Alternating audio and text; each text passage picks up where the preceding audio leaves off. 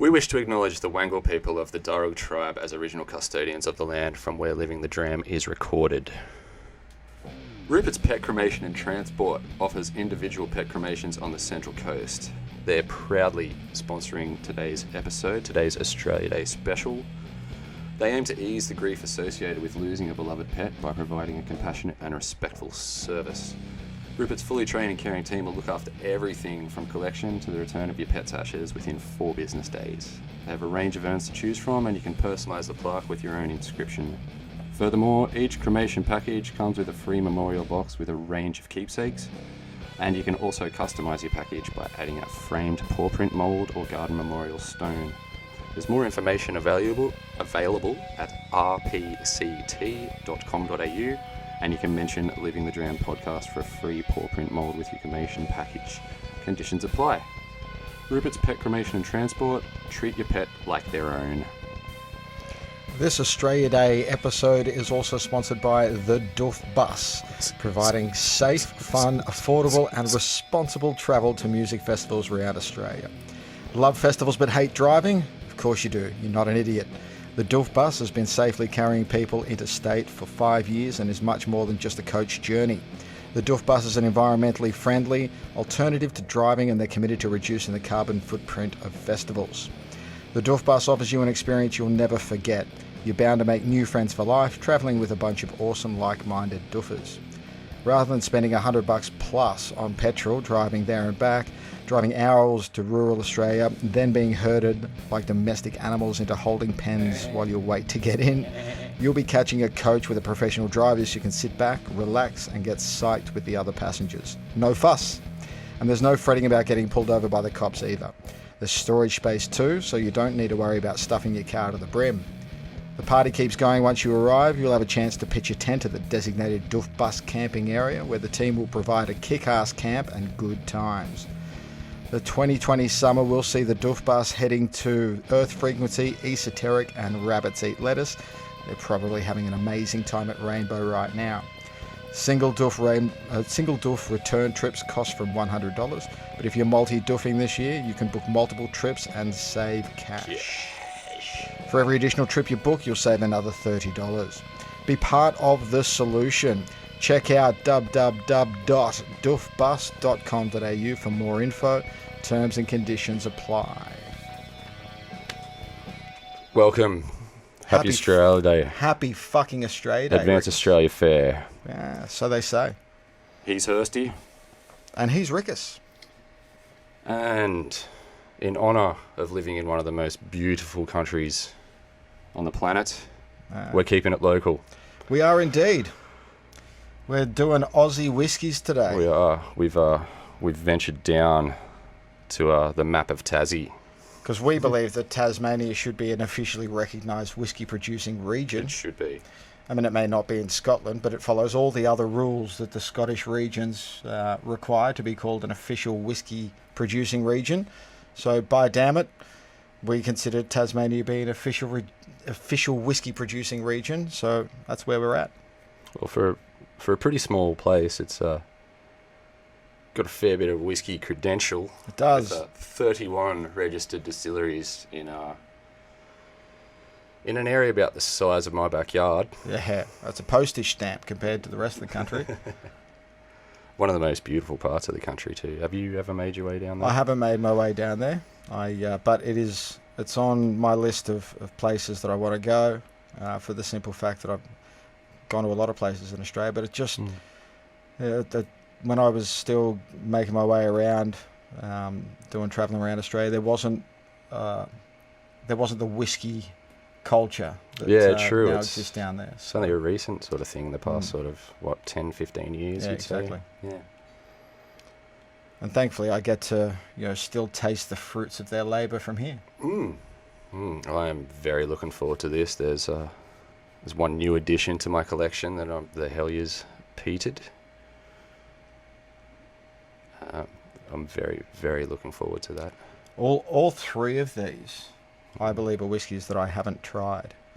So I'm pretty sure you're the reason I opened the Nant.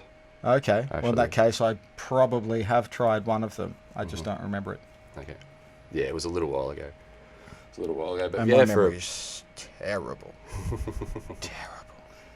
but for a very small area, actually, I think it's a little bit larger than Ireland, but they have more distilleries than Ireland. They have 31 in total, which is pretty impressive. That is impressive. Yeah. Good water down there. Yeah, very good water, very good water. Actually, that's the claim to fame for a lot of these places. They seem to have their own springs. So the samples we've got on offer today, we're going to start with William McHenry and Sons, the Three Capes. William McHenry and Sons out of Port Arthur. Lovely. Then we will go on to Nant, I believe, the Nant Portwood finish, which is delectable from memory for a no-age statement. It's Looks very, real very nice. The Three Capes is a 10-year-old. And we will finish up with the Helliers Road peated. Helliers Road up in Burnie. And I think that's a Up in the 10-year-old north. as well, isn't it? Let's double check here. I'm pretty sure, yeah, 10-year-old, slightly peated. Lovely. Oh, Looking forward to that. yeah, very much so, very much so. So a little bit about, let's start with, at the beginning, bit of McHenry and Sons. They were founded in 2010, located in Port Arthur. Beautiful, picturesque Port Arthur on the Tasman Peninsula at 43 degrees south latitude, making them the world's most southern distillery. Actually, Interesting. Well, actually, there'll definitely be Australia's. But southernmost family-owned and operated boutique distillery. yeah, I was going to say, because I'm pretty sure there's some some Kiwi distilleries. I thought they might eclipse Mr. William, who's he's a nice guy. I might interject my little story. It's the only Tasmanian distillery I've actually been to personally, and I was following the GPS, and I missed the sign to turn off to it because I was looking at the directions on the GPS, and Ange said, no, there was a sign there hanging up saying it was closed. And I'm like, oh, well, let's just go up there anyway, see what's going on. As you would. We get all the way up there, and he's like, oh, sorry, we're closed. Like, I'm actually setting up. I'm having the ABC come in to interview me, and I'm going to do a little gin making class because he also makes gin and vodka.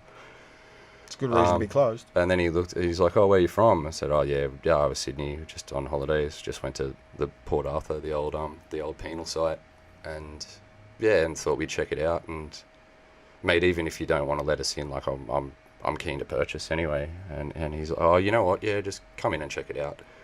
And then he started asking me about his setup. Like, he's thinking, oh, okay, so yeah, I'm going to stand in the middle here. I've got tables all around and going to have them doing this and this and this. And what do you think about this? And he started asking me how to set up for the ABC.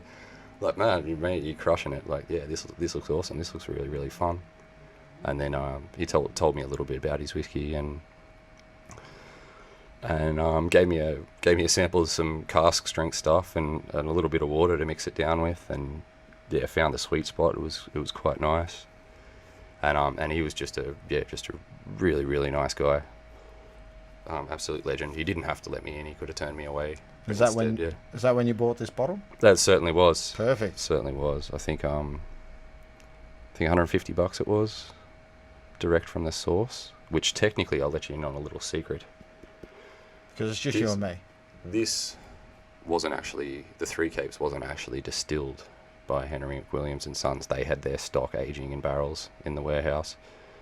This is whiskey that he'd purchased in order to get started. Yeah, right. And I have a feeling it's the only source that I've found that says where it could be from. It might actually be Sullivan's Cove distillation. Right. Yeah. Yeah. It's a nice little tidbit. Yeah, absolute legend. Such a nice guy. It was good to see his face again while researching. He's a very approachable gentleman. Ex-Sydney sider too, actually. He decided to pack it all in and move to Tassie and follow his Scottish heritage. And Look, I can understand that. Sometimes Sydney makes me want to pack it in, that's for sure. Yeah, if you can overcome the homicidal urges. Yeah, so he has basically all the base ingredients sourced locally from around the Port Arthur region, down in the southern, southeastern sort of peninsula of Tasmania. And what else can we say? His actual site is home to several natural year-round springs, and that provides the distillery with the pure water. Nice. And the Port Arthur air has the faint maritime quality, being a port. Cool. Yeah, funnily enough, it adds the faint iodine note to the whiskey. So, yeah, we'll see if we can pick that up here. Yeah, cool. At the top of the property, which is also where the distiller's cottage is located, views flow across to Hobart, Mount Wellington, and down to the Harts Ranges. Every distillery in Tasmania just sounds like the most picturesque place on the planet. It really does when you read the bio. McHenry also offers a 4-hour gin making course, which sounds really, really fun. Runs somewhat like a cooking class. After you taste a range of well-known gins to identify each spirit's main botanical, you then invent your own recipe, basically, and you're shown how to make gin in an individual still. Cool. And that's also combined with a gin-matched degustation lunch, and at the end you get a little 500ml bottle to take home. Oh, that's pleasant. Yeah. Very pleasant. Yeah, it's a good setup. We should... Actually, I've been thinking for my 40th, I think I'm going to do the Tasmanian Whiskey Trail. Oh, cool. So, yeah, you're more than welcome to come along. Oh, fuck. Oh, I won't miss it. No, we got 18 months to save. Yep. That sounds like a lot of fun, actually. Yeah, something to look forward to. Now, And Port then, Arthur, that was for a long time, that was the site of... was it there... There was a massacre down there, wasn't it? Wasn't it the... Yeah, unfortunately, it was... Actually, try and put a bit of a humorous spin on it. The way Jim Jeffries describes it as the world's biggest single-person massacre, never been beaten. Yeah. I'd rather not mention old mate's name. Oh, I can't even remember, but I just the Port Arthur, kind of shelled a wee memory at the back of my brain there.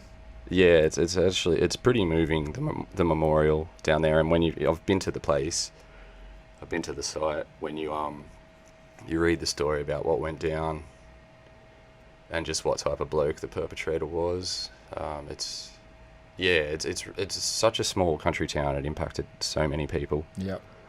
Yeah, I'd rather not.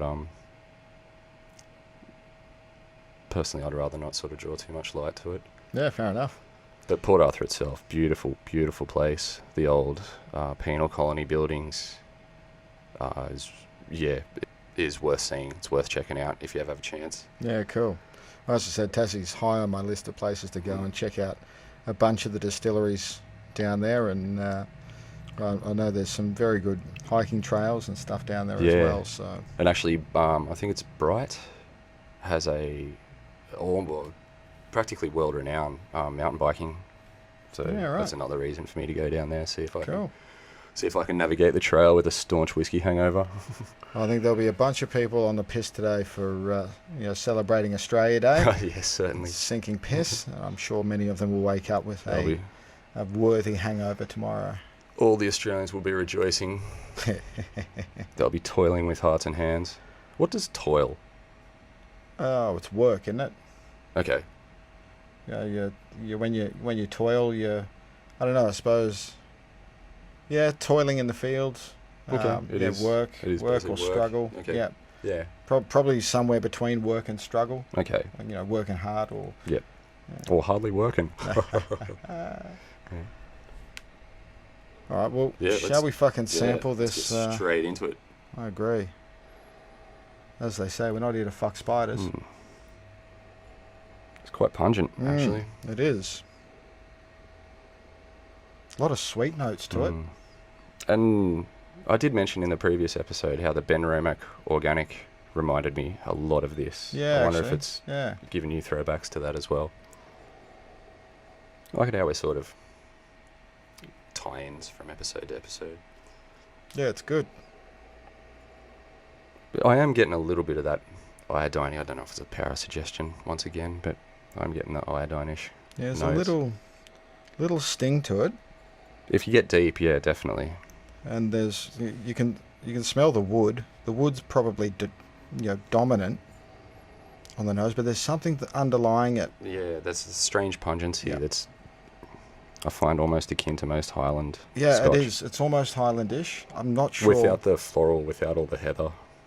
Yeah, but it's still sweet, but at the same time it's It's almost sourish. yeah, as well. it's sweet and sour at the same time. Yeah. I'm not sure what it is. Yeah. What's on Is there, decomposing flowers or something? there's maybe a touch of aniseed in there on the nose. Hmm. I'm not sure. If you get deep, it gets a bit acetonish almost. Yes, yeah, it hasn't it got does. the hasn't got the nicest bouquet. Yeah, I'm not sure what it is. It's almost. Yeah, I can't put my finger on it. I really can't put my finger on what the dominant underlying part of the bouquet is. The robe on it's not bad, but yeah, I'm not expecting a viscous dram. It looks. Actually, funnily enough, I have just sipped. It is kind of oily, and there's some nice wood on the palate, but that strange pungency that's on the nose seems to be the dominating taste. Yeah, so there's a bit of. I'm still nosing at the moment, and I think maybe there's a little bit of a bitter orange, or maybe it's a. Do you remember the Schweppes drink Bitter Lemon? It was like a. Oh, do you mean the traditional lemonade? Or? Well, no, it was called Bitter Lemon. It Okay. was a Schweppes brand of it. It wasn't sweet at all. It was Right, very much okay. a traditional No, I lemonade. don't. It was really bitter, and this has got a touch of that on the nose. Just the. It's not citric, but it's a real bitter kind of citric peel. When you squeeze a lime or you squeeze a lemon or an orange and you really crush the skin on your fingers, and you accidentally lick your fingers, and you get the sweetness of the juice, but that real bitterness from the peel. Yeah, that's fair. I'll pay that. There's a little bit of that in there, but there's I'm not sure what the super sweet Like a- thing that I can smell is. Bitter mandarin. But yeah, there is a sweetness. The sugars, that pungency though really cuts through. It really does. And it's super dominant on the palate too. Yeah. But I don't know. And then I think it gives way to the wood, which gives way to a pepperiness, which is more towards the front of the tongue on this. Yep. There's a bit of spice to it. Yeah, a little bit. Still, it's for all its pungency though, I'd say it's still pretty smooth. It still goes down, still swallows really smooth. Yeah, there's not. I expected a bit more youthfulness on the palate because of what was on the nose. I thought, maybe I was nosing a little deep, but it was It's a little still- fiery. I think this definitely needs more time in wood. I think to Agreed. round that off. It does, but I don't know if giving it more time in wood is going to do anything about. I'm not sure what this dominant flavour is. It's dominant on the is nose. unique. It is. It's different. It's very, very different.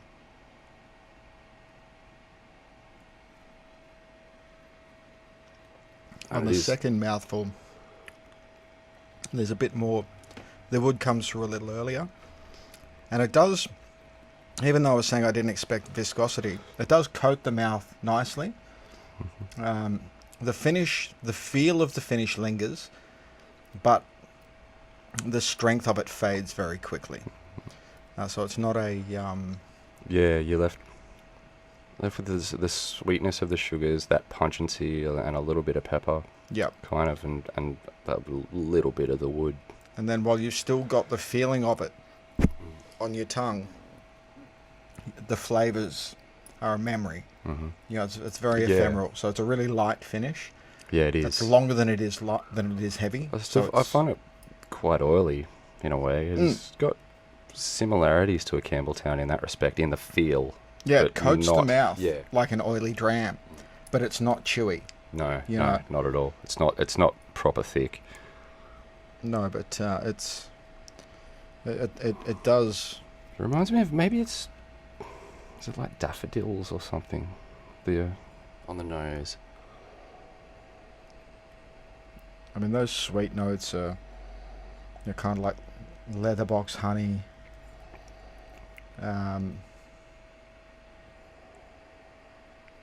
Is there a little bit of menthol in there? You could almost say that the pepperiness of it is... It's on its way to menthol. It's on its way to menthol, but I'm not getting that.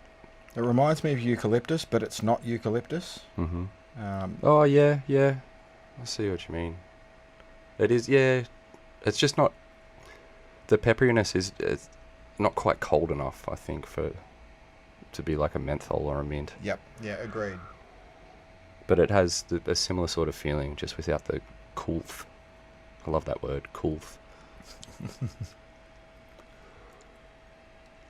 I'll shout out to Dr. Carl for that one. Australia, he should get... Surely he's won Australian of the Year. You'd expect so. I would like to think so. I'd be disappointed if he hadn't. Well, that's a really interesting dram. Yeah, it is.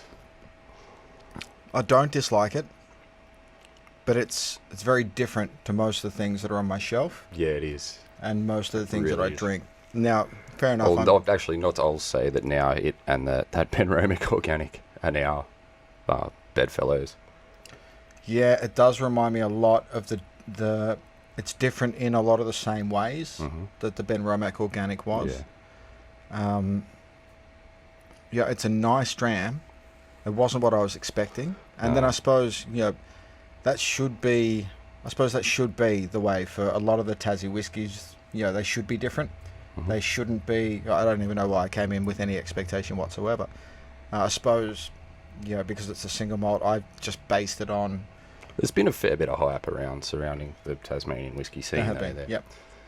So I think we've got every right to have high expectations, considering some of these bottles, like Sullivan's Cove. Geez, some of those bottles, 250, 300, 350. Yep. Yeah, they're not cheap. No. Not cheap at all. No. But yeah, I don't mind it. It's not bad, but it's definitely not my first pour. It's something I'd keep more to show people. It's a good comparison whiskey, I think. I would love to get my hands on something that he has actually distilled himself, which I think he's just started to release in the past few years. Oh, good. Because this would be from... Geez, actually, I know this bottle's numbered. Okay, barrel 15, bottle number 51. Don't know if there's a date stamp on it, but I'm pretty sure it was when one of the bands I was in toured Tasmania. Haven't been in the band for 3 years, so I probably purchased it about 4 years ago. So say, 2016 feels about right. 2015, 2016 maybe. Have you got any tasting notes on it, or is there any tasting notes on the back? No, I'll have a little read through. Is there anything where... Yeah, read us the blurb. Okay, the whiskey's aged in 200-litre American oak bourbon barrels, guaranteed age of 10 years. Oh, that's why it's a 10-year-old. The quality of the water has great influence on the taste. Has been cut using the distillery's own soft, clear spring water, which has emerged from an all-year-round spring after passing through mineral-rich rocks of Mount Arthur. The spring water flows directly into the distillery and allows the heart of the spirit to be fully expressed. Yeah, that's just fucking unnecessary marketing spiel. They say it's a special bottling which celebrates the birth of a new family-run distillery and the prospect of greater things, which I will agree with. But blah blah. There's no real tasting notes. Yeah, okay. Tasting notes. It does remind me a little bit of a Highland. It has. Certain respects. I would say it's out of everything Scottish, out of all Scotch, that's the most akin with a Highland for sure. I'll agree. So look, I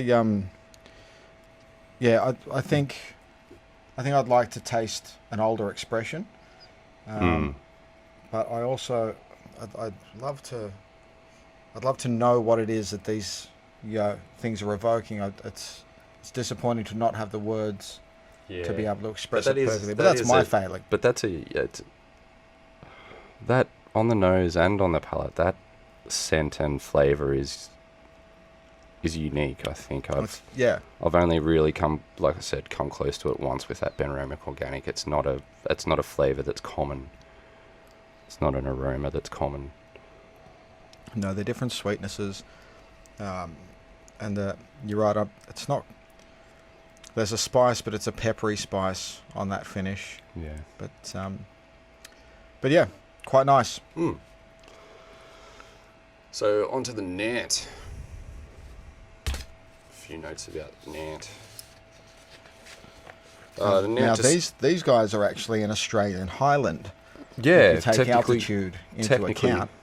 I think they're our only highland, based on altitude. Yeah, well, that Bothwell, I believe the place is called, in the Tasmanian Highlands, which I'm assuming is close to Bright. It should be, the mountain bike trail suits the mountains. Yeah, okay. I'd like to think that they're nearby. I should have checked that out.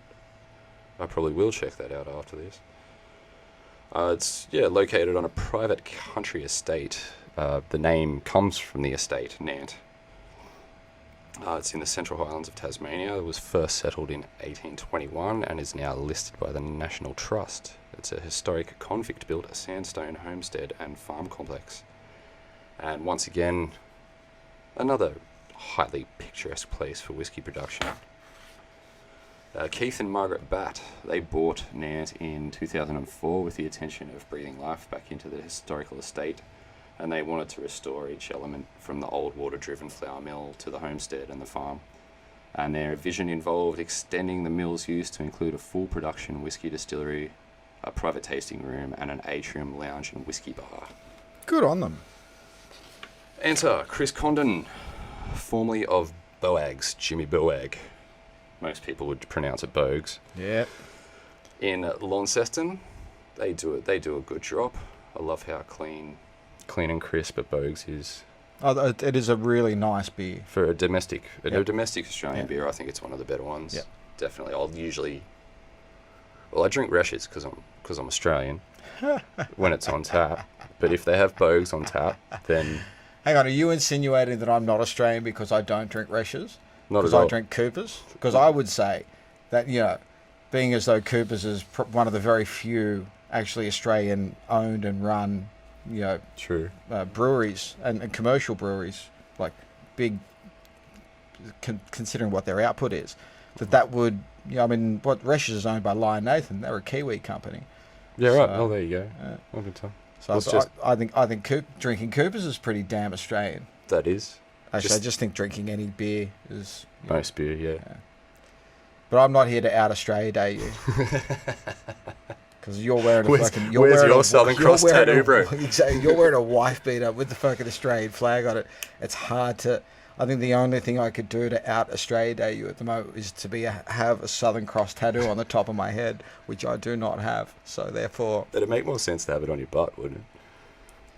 What, because it's a Southern Cross? Yeah. Only if if my head was facing north and my ass was facing south. Fair enough. Good call. Otherwise, I don't... No, it's not a vertical thing. I think it's a directional thing. But anyway, we digress. So Keithy and Margaret Batt, they bought Nant in 2004. And... enter Chris Condon, that's where we're at. Formerly of Boags, and his wife Kim, they joined in 2007, and they live on the estate. They might not anymore, but we'll get to that. And Chris was employed as a production manager, and he states that they're trying to make a single malt that will be unique on the world stage. That's a lofty ambition.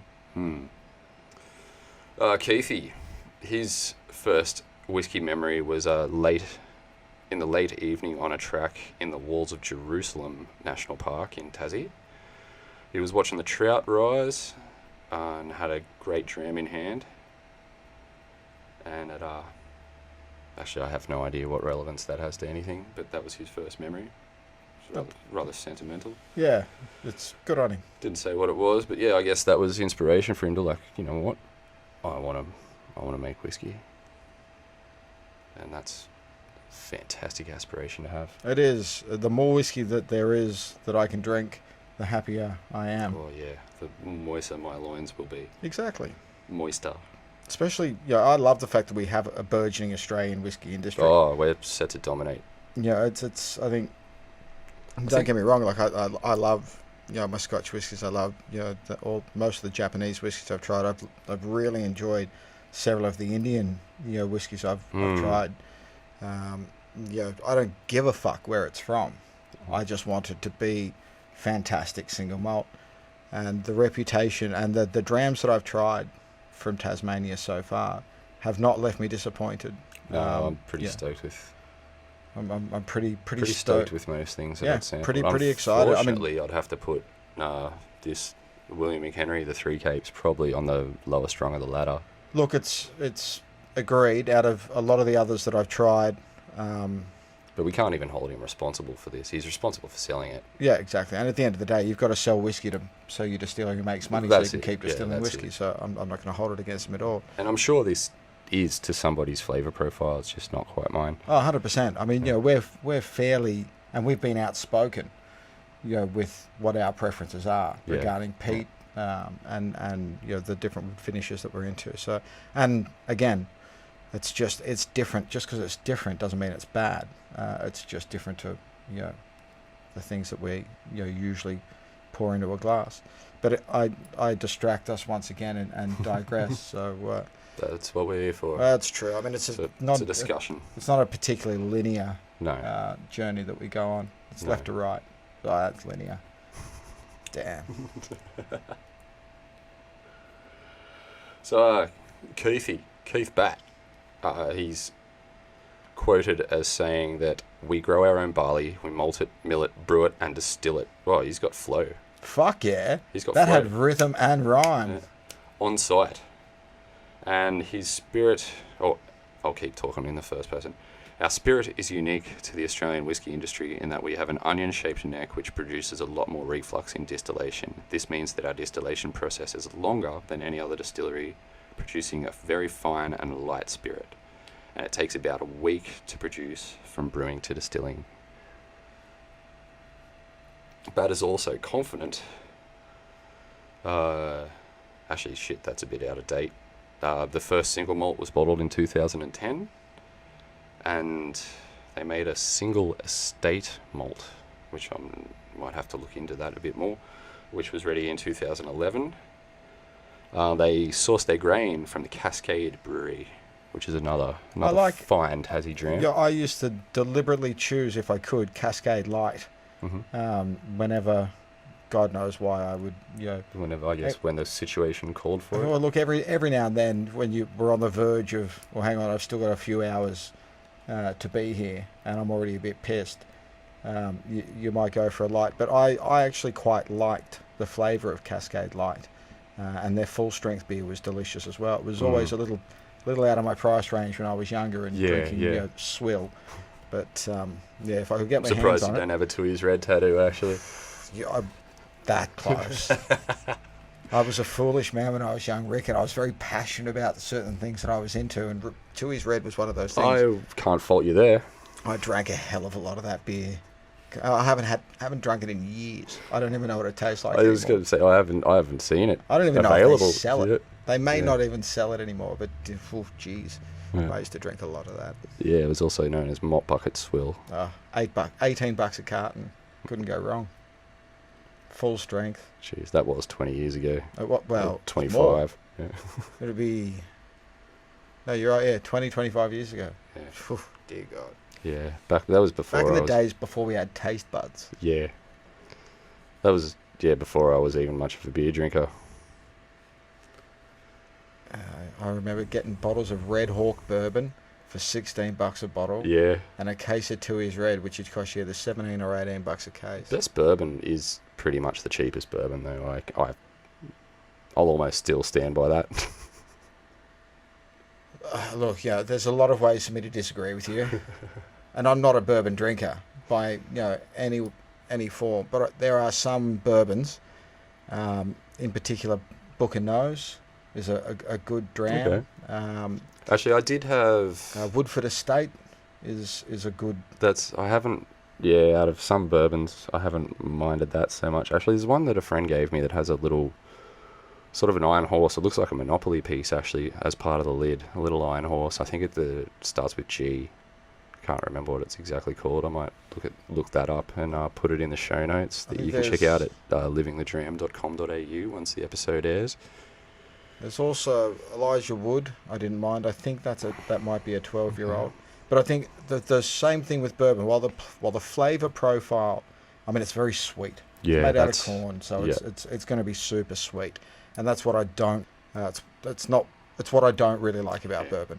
But anything that's aged for long enough is still going to be smooth.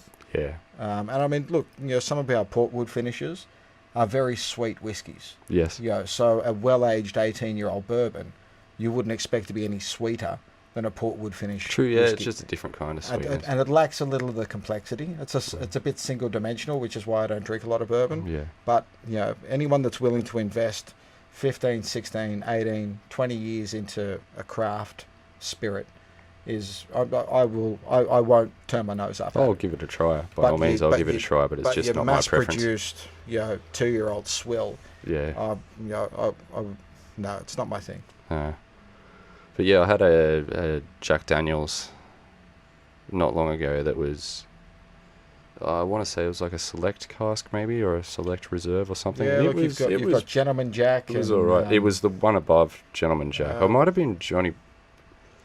No, it's Jack. The single I was barrel? say Platinum? Jack Daniels single barrel? Maybe.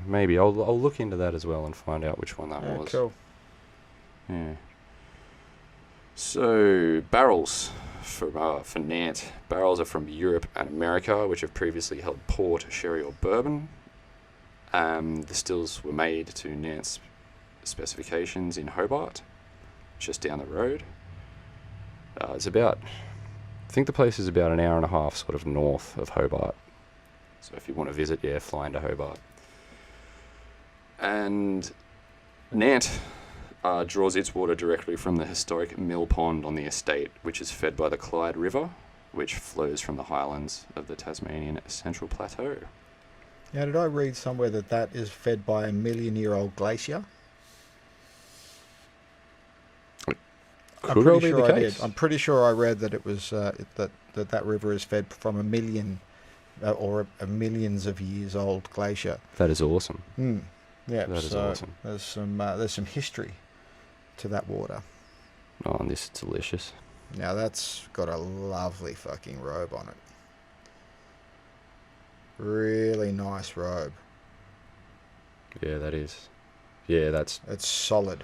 You know what I mean? Well, that's gravity defying for a moment. Yeah. And so even just looking at it, it looks beautifully oily. Sweet tears come down. But slowly. Super slowly. Love the colour of this too, the golden syrup. Yeah, it's a real nice dark colour. It looks kind of porty. Funny that. Oh yeah, and there's some port on the nose. Soft too. You can get deep on this, and it's not as harsh as the.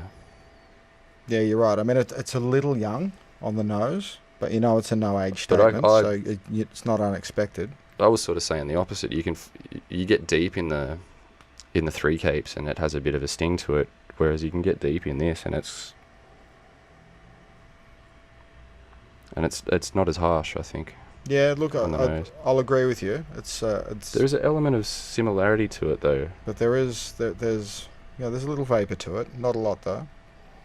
But what I'd expect from a no age statement. Got some nice toffee sort of. Yeah, I'm smelling kind of like stewed fruits. Some those sugars from the port, so toffee, almost molasses. Yeah.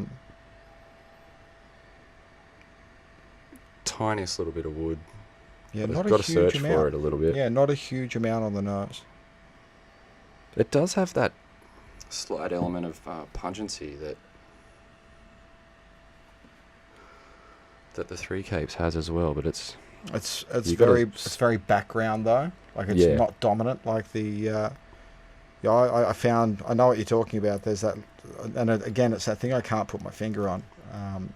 I might have to read some reviews and see if something will jag a word association so that I can put my finger on it. But it's very much in the background with the Nant.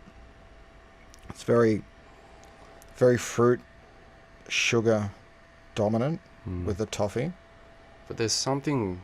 I've just done Is there a little banana in there? There's something on the top end that I was just about that I've only picked up after re-nosing the Three Capes. Oh, let me try. And I'm picking up something really bottom end now. Super bottom on that. Like, it's almost like there's no sugars in it. Yeah. Compared to this, but... The wood comes out a little bit more now in the Three Capes, but there's that thing I that can't pungency identify, though. Yeah. has dropped down low, and there's something in the Nant up higher now. Yeah.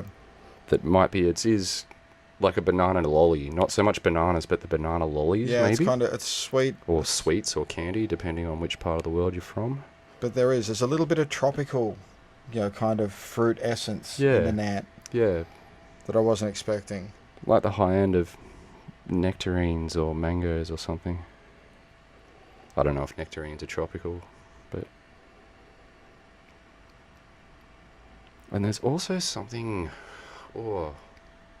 and this might sound somewhat derogatory, but it's kind of like that element of, like deep heat, maybe a little bit menthol-y, but it's sweet menthol.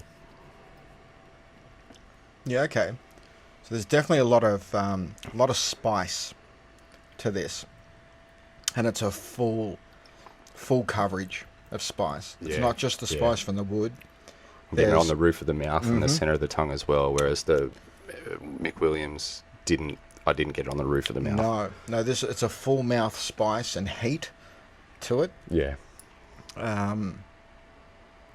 There's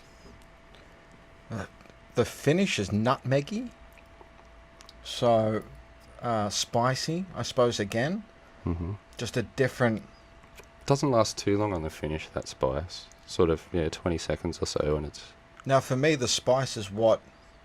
It's like I've still got that heat and spice on my tongue with everything else, having faded away. So for me, the spice is the finish.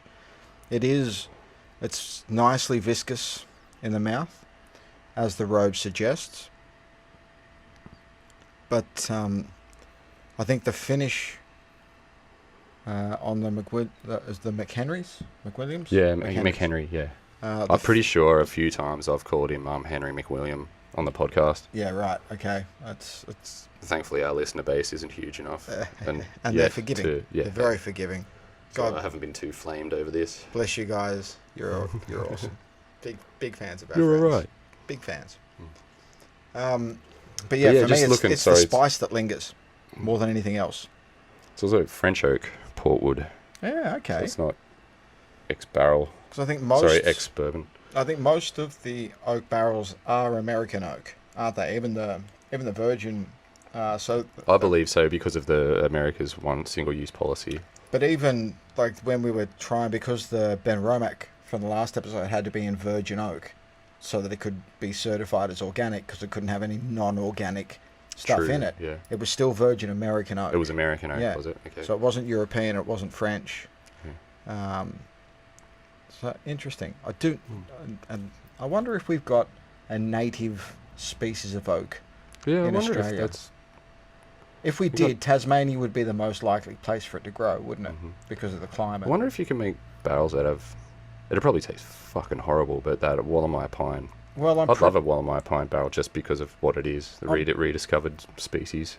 I'm pretty sure you can do... I think Bundaberg Rum do a red gum barrel. Really? Mm. Good on them. I'm pretty sure they do. It's one of the most Australian spirit brands ever. Oh, yeah. Yeah, mind you, lowest common denominator. Yeah, but I love the fact that they perpetuated the drop bear myth. So good. Yeah. That is a joy of a myth to propagate. It really is. I loved seeing that. Did you see that? It's one of my favourite stories to tell any tourist. Yeah. That you meet for the first time. Just be careful of the drop bears. Ooh, I've got some stories about everything. Drop bears. Everything here tries to kill you, which it but it's kind of does. Actually, I was at we have a lot of angry fucking animals. A train station the other day, and a fucking redback spider. I've never seen one dangle off a web before. You always see them in there because they got pretty weird webs they've got really messy 3-dimensional. They don't have They the do. 2D Yep. traditional sort of. I've noticed the shape of the spider. I'm just like, yeah, is that what I think it is? And I get close, and it's pretty much right at head height. Like, yeah, that's a fucking redback. that's gonna bite someone fair on the nose. So I did touched its web, and it shot straight up. I'm thinking, it's only a matter of time. Like, I'm out of the woods, but it's only a matter of time before he drops back down, and You so know it's why got they to do ruin that? someone's day. Now, I haven't seen a redback do it before, because redbacks usually build their nests. Yeah. Webs, sorry. Because you're right, their webs are more like nests. But Yeah, they you'll are, usually and find them in a wood very- pile or they're close to ground. And they're always, from my memory growing up, like in rural Australia, they were always, if you left a piece of wood or a piece of tin up against the fence, that's where you'd find it. that's where Exactly redback's right. going to be. They like to be protected. They like to be behind. Usually in a corner. They've Yep. usually got two, They don't like three direct walls. sunlight. Yeah, exactly. yeah. So wood piles especially. I can see they'd get pretty fucking hot. They're all black. 100%. But the reason that spiders do that, hang Mm-hmm. down. So as I said, I've not seen them a redback do that because they I'd rarely never build seen up that height. before, yeah. But the reason spiders do that is because it's so hot. So you know my place, how I've got that little patio area out there. Sheltered patio. Used to have, we'd get black house spiders. Sure, And yep. they just build webs Yeah, I love around those the little guys. struts. They're great. Yeah. But on hot days in the middle of summer, like a day like today, where we're sweating like absolute Yeah, pigs. it's just... It is. Yeah. It's 1,000,000 degrees in here, ladies and gentlemen. Yeah, 1,000,001. This is Australia. Exactly, but it's Australia Day, so it's fitting. But you'd walk out some days, and it would freak you the fuck out. There'd be like 30 spiders. None of them harmful, because they're black house spiders. Yeah. But they hang low Oh, really? to get They're air just chilling. circulation because Yeah, they're right. so hot. They Oh, really? overheat, so they do that to get. I wonder if they do air. like how birds do, open their mouths. I want to imagine all the little spiders with their mouths open as well. Yeah, maybe just sitting there, kind of. Yeah. Spirit. But yeah, so it's. I mean, we are so it's so fucking hot here in summer. Even the spiders are over it. They're just like, fuck this. I'm just gonna hang off my web until someone kills me. It's basically spider suicide. It is. They are leaving themselves ripe Yeah. for the plucking Yeah, from a it's spider suicide. Not even from humans. from a Like bird. a bird. Yeah, a bird. Oh yeah. Fucking yeah. oath. Yep. Especially those bloody immigrant Indian miners. They're smart little bastards. They are. They're And very clever birds. Yeah, and they eat. They're very clever birds. They'll eat just about anything with legs. It's true. God, we can go on some tangents, can't we? This Straight is up. nice, though. This is beautiful. I really like this. I'm It's enjoying a this. little young. Yeah, it's got so some a little, bite, but- a little bite to it, but there's a little bit more complexity, and maybe I just like sweeter. Well, maybe I do like specialty wood finishes. I love, and again, just as another little callback, when we first started drinking whiskey together, way before we even conceptualized doing this, you were all about those sweet sherry. I love freaking, sherry finishes. finishes. Well, actually, and- one of and the didn't like first the whiskies peat at I've all. had was at Tasmania, was Lark Distillery Sherry Wood Finish. Yep. This shit's amazing. So you were all for the sherry finish with no time Yeah, at all for peat. allergic. And I was so fucking big on peat, but had no desire to drink anything sherry finished at all because there was no peat to it, there was no bottom end, there was no smoke. And now we've combined Yeah, the 2 we've of met- them. we've met right in the middle, haven't we? And we want all of our whiskies to like a- have both peat and sherry. It's like a glorious Venn diagram. But it's this is a little more complex. Very than much so. McHenry. A lot more bottom end to it. There's a bit of better, even though it's a little young, there's better Yeah, balance it's to a it. little sharp, a little bit more square. Yep, yeah, there's angles to it, but there's a bit more balance. The wood's nice. It's starting to come through. The wood for is me. nice, and I always appreciate a good story behind a distillery as well. Ooh, and haven't these guys been in the news in recent times? So well, that's tantalising. Why don't you fill us in? Oh well, Show us some of these. Is the story as complex as the whiskey? I hope so. it has. Good. It is multifaceted. Take us on a journey. It took me a little while to get my head around it and realise who all the key players in this scandal were. Matter of fact, I want to call it the Nandle. Oh, I love it. That was a pretty bad portmanteau, actually. I feel like that's on. got parody with Brangelina. But anyway, let's get to the point. So back when Keithy Batt was still in charge, they had one of those schemes where they would they'd sell barrels to investors and offer them a guaranteed return. Of say, I've had a similar thing offered to me before until I found out that he was going to make an American style whiskey, and then I said no, not interested. But that's more about me and not much about Nant. So hang on, so they sell you a barrel? Yep, you buy a barrel. I've seen two conflicting reports. So you either get one or two for $25,000. I'm pretty sure you just get one for $25,000. Right. And then what, they buy it back off you? After 4 years, they'd buy it back at a guaranteed return of 9.55%, which equates to $36,000. So you're basically making... Yeah, after 4 years, you're making 11 grand on your barrel. So they're basically using... So if they got 1,000 people to buy a barrel, which is probably just a ridiculous number. If they got 100 people to buy a barrel, then they would be effectively banking and borrowing a loan, a 4-year loan at 9.5%. Yeah. Yeah, okay. Yeah. Okay, that makes sense. Cool. And the endeavour was also endorsed by our cricketing icon Matthew Hayden.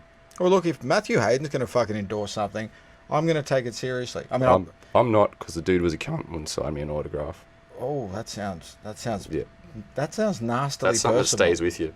Yeah. It's 12 fucking years old. I can literally see how upset you are. Yep, Your whole demeanour never has liked the changed. guy. I Yep. love Matthew Hayden, but you know what? Apparently he was one of Australia's most successful batsmen. But I think he is Australia's most successful batsman. Definitely, I think he was one of our most successful openers, for sure. Yeah. 100%. I mean, the guy's a fucking legend. But if he wouldn't sign your autograph, he's a cunt. Fuck him. Yeah. I'm sorry, Matthew Hayden, I don't believe that, but I just need to support my friend. So enter Australian Whiskey Holdings, who purchased Nant for a song in 2017, and as part of the sale they conducted due diligence, which included, according to the company, I'll do the air quotes here, the most extensive audit of whiskey stock that has ever been done in the history of whiskey distilling in Australia. But it's not a high benchmark, because the history of distilling... What have we got, 25 years of whiskey distilling history in Australia? Okay. Yeah, but it's probably still true. Not impressive, but true. So Australian Whisky CEO Chris Malcolm wrote to investors to inform them of the audit and that they had discovered some, once again, air quotes, serious anomalies. Ooh. Including that there are a large quantity of barrels which have been decanted, bottled, and the proceeds sold. However, the barrel investors have not been informed or paid. That's fucked. There is also a large number of barrels that are filled with approximately 45% ABV, which is alcohol by volume, new make whiskey, where the industry standard is usually around the 63.4% mark. Why they've put 45%, so already cut whiskey, back into barrels, just doesn't make sense. Why? Yeah, it is. Because they're only just going to go down in ABV. And thirdly, there was a significant quantity of barrels that had the owner's names and barrel numbers sanded off. Which isn't dodgy at all, because you can't tell if you've sanded a name or a barrel number off a fucking barrel. Yeah. Dear God. That sounds horrifically dodgy. And rumour has it that the company was also selling the same barrel more than once. Ooh, dodgy as fuck. Alright, so let's get into it. Strap yourself in, because this gets a bit complex. Okay. Bat, he claimed that the barrels were still being filled according to a production schedule, and a spreadsheet listing investors with unfilled barrels was stapled to a sales agreement being hashed out with Australian Whisky Holdings, who we'll refer to as AWH from now on. Then, come 2016, Bat filed for bankruptcy because he owed millions on a separate failed business. Sounds like a winner. 16 millions, to be precise. He sounds like a winner, this fella. He sounds like a very unlucky guy. Unlucky or just piss poor at what he does? A little from column A, a little from column B. Because, I mean, I'll give you unlucky if you've been legit, genuine and authentic the whole time. But if you're secretly fisting people in the arse, are you unlucky? This barrel scandal, paints him... Or are you a cunt? Paints him pretty poorly, yeah. Yeah, I'd like to not not think he was a proper cunt, but... Well, look, I'm merely putting it to you. And that separate failed business, I believe, has a parallel in the fact that it was you invested in an Angus cows. You basically bought a calf, and then there was a guaranteed return on the calf once it was slaughtered. Yeah, right. So very, very. He's got an MO. He's got a modus operandi. Yeah, he's got form. He's got a formula that he thinks works. Yeah. Yeah. Let me guess. He sold the same calf to multiple people, and then when they ordered it, they found names and calf numbers sanded off the fucking skin. And unfortunately, there was only 46% fucking blood by volume in the cow. Yeah. Or what you call marbling? It was only 46% marbled. But they just kept they were topping it up expecting with water. 63. Actually, funny that. No, I won't digress too hard. But injecting water into meat, that's apparently a thing to make it heavier. It is a thing to make it heavier. I believe, just quietly, let's start a rumour that Coles are doing that with their bacon. There's water in their bacon. More water than was actually, what would you call, like, butchered. Yeah, right, okay. But anyway, that's a story for another day.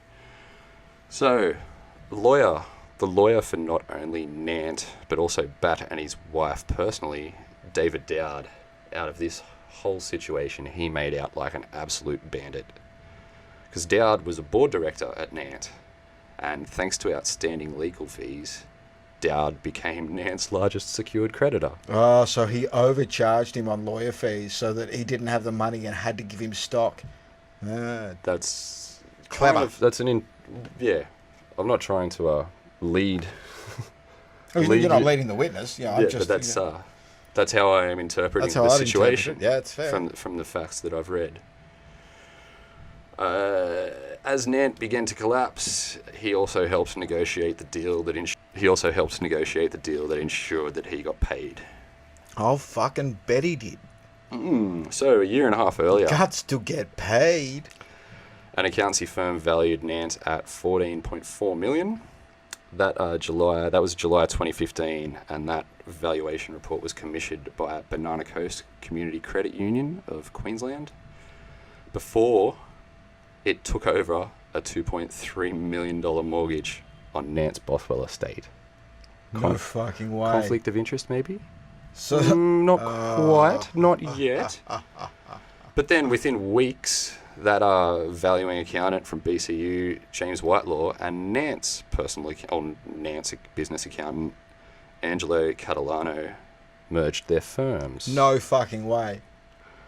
Despite Whitelaw having declared in Nant's valuation that no one in his firm had, here we go again with the inverted commas, air quotes, relationship with associates of the business that could conflict with a proper value assessment of this business. Fuck, that's an out-and-out lie by the look of it. Yeah.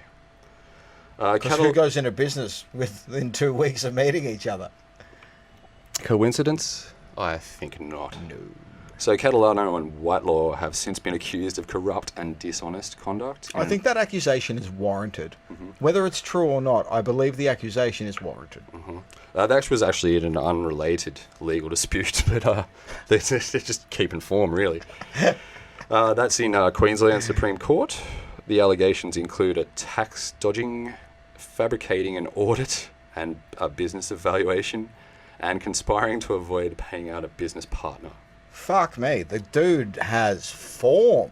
In a text message that was put before the court by the employee's lawyers, Catalano allegedly said, "The more I think it through, the cunt is fucked, albeit we will incur tax and stamp duty costs, but prefer this to paying him anything." Oh,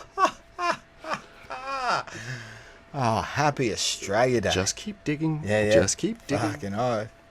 So, of course, Catalano and Whitelaw have denied the allegations of wrongdoing. Well, yeah, they're not idiots. Yeah. And the business partner that was allegedly shortchanged was Grant Wallace, who was also the chairman of Nant's lender, Banana Coast Credit Union, BCU. Oh, fuck me. How incestuous is this going to get? Well, PCU's chief executive, Lyndon Kingston, was an old schoolmate of Catalano's.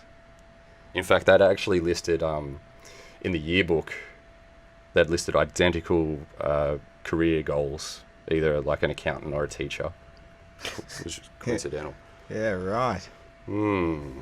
Yeah, it's blokes like those that bring a fucking whiskey industry to its knees. Oh, this is got some elements of the Patterson It brothers really about does. it, doesn't it? It really does. It could have, shot the Australian whiskey industry in the foot before it changed their even... names to fucking Patterson, and it's a familiar fucking story. Maybe not quite as... Sans Parrot. Well, and exactly, sans the class that the Patterson brothers had. At least those dudes had fucking, they trained parrots, for fuck's sake. Yeah, they at least used lube. These guys are just fucking... These guys are dry dodgy. docking. For these dudes are literally dodgy accountants.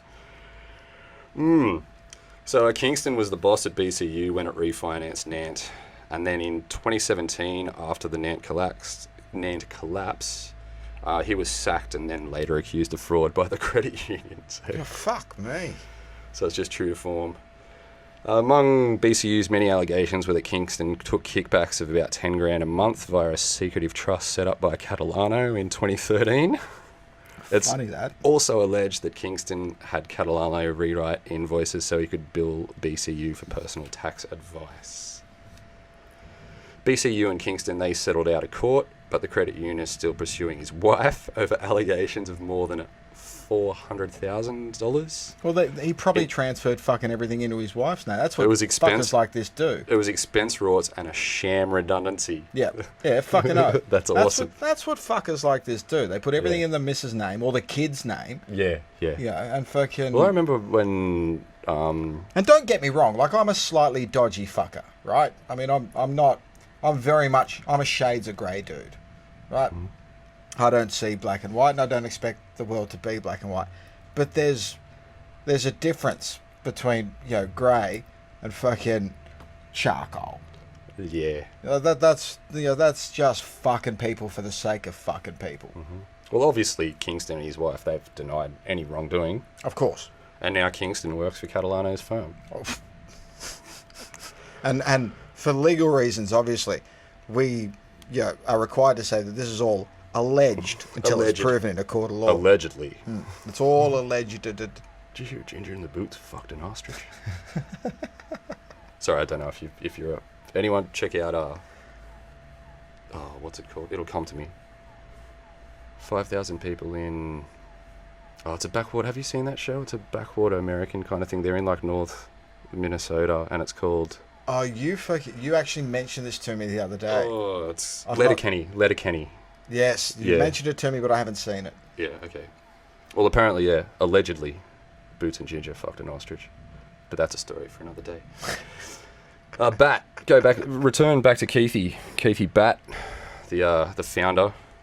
He claims he was manipulated into a bad deal for himself and his investors, and he blames his lawyer, Dowd, his accountant, Catalano, and his lender, which was that Whitelaw? It was either Whitelaw or Kingston. Fuck me. So he's got good grounds. And he claims that their links to each other is pivotal in Nant's fate. You know what? Just from the story you've told me, now obviously we're not experts on this at all, but from the story you've told me, I would fucking believe that claim. I believe he's been fisted from several fucking places at the same time. Yeah, it's and from these all people angles. are obviously in cahoots with, allegedly in cahoots with each other. Obviously, allegedly. Oh, that poor cunt. Whiskey's good, though. Keep making such outlandish claims, we might have to employ Dowd for his service. Then he'll own the podcast. Bat claims there was even a push in 2016 for Kingston, who was still at BCU, to take over as Nant's CEO after Bat went bankrupt. Oh, okay, it wasn't I don't think he went bankrupt over to the Angus or the Nangus fiasco. It was over an unrelated property venture. Yeah, right. But he said the idea was put forward by Catalano, who had joined Dowd as a Nant director after helping to clinch the BCU refinancing.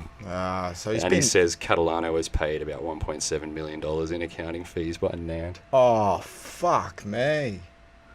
Jesus. That poor prick.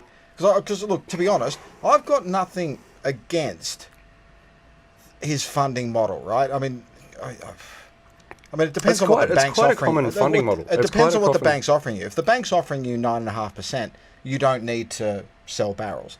But if the bank's offering you 14% based on whatever, and I don't know, I'm not a fucking finance person at all. All I know is, how to incur debt really quickly.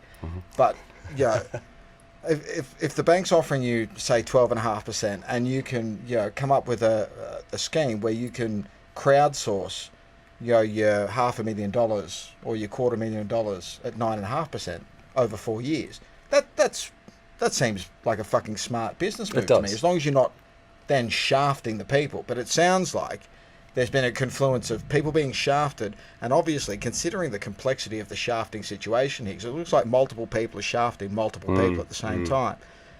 Maybe you can't even work out who the fuck's shafting who.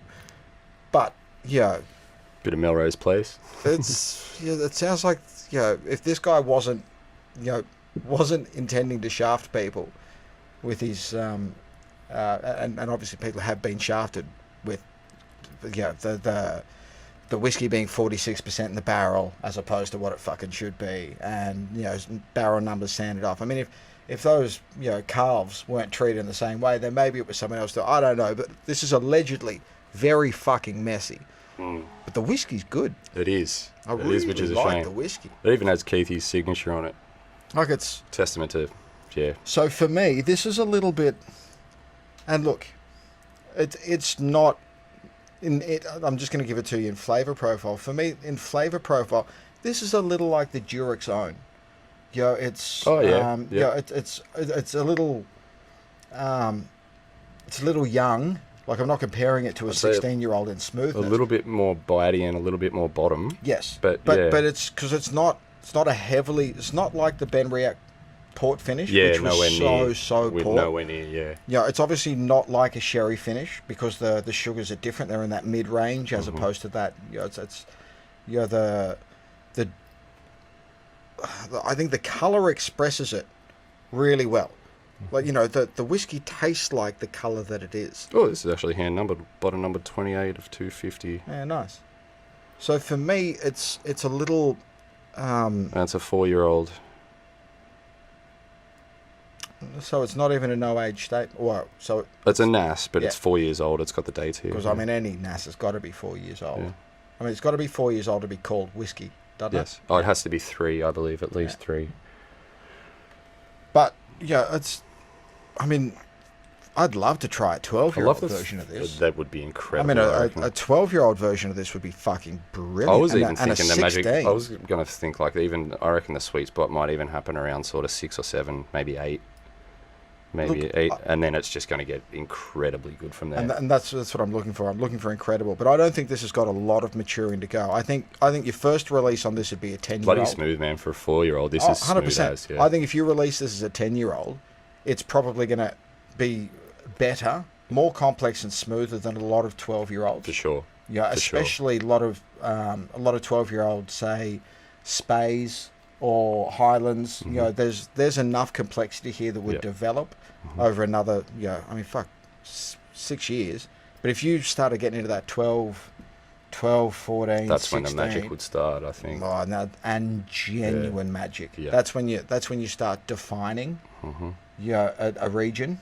That's when you start becoming a niche boutique household name. I think this has massive potential, the whiskey, and I've tried a couple of the Larks, which I've really, really enjoyed.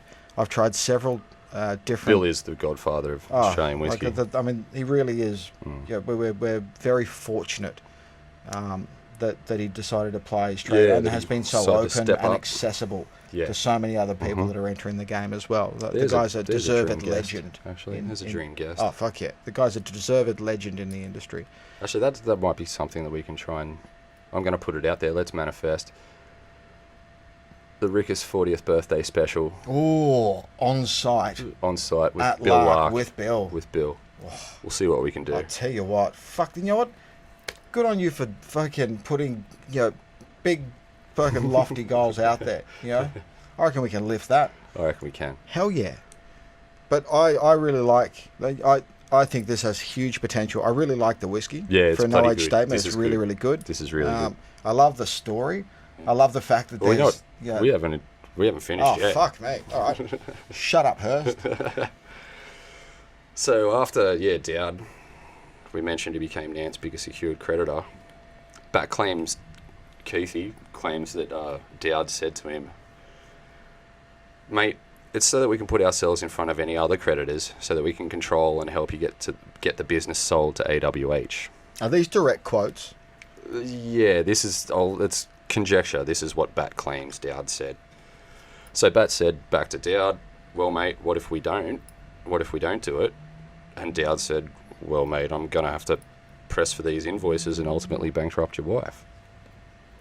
Jesus, that's So, harsh. Obviously, Bat accuses Dowd and Catalano of freezing out of negotiations and piling on pressure to sell Nant in almost any deal to the AWH.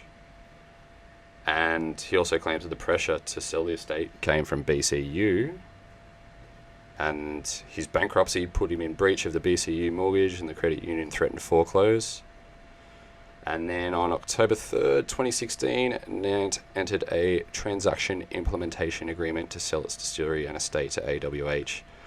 Dowd and Catalano resigned as Nant directors 9 days prior.